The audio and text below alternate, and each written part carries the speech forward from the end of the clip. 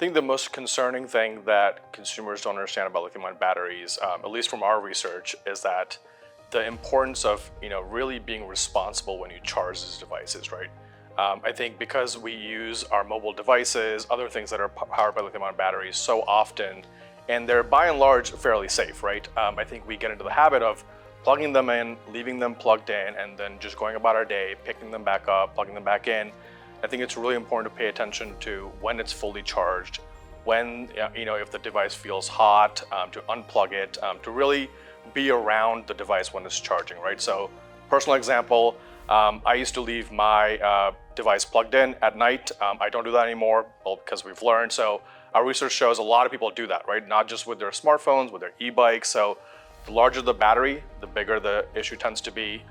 Where it really becomes important is in high sort of risk scenarios, right? So if you're at home, that's one thing. You can probably exit your home quickly if something happens. Now, let's imagine you're on the airplane, right? A lot of airplanes now have the USB port, you can leave it plugged in. So our research shows that among flyers, 40% leave their device plugged in when they're flying. So maybe it's an old device, maybe you haven't been taking good care of it, maybe it's damaged. So at 40,000 feet, the risk becomes very complicated.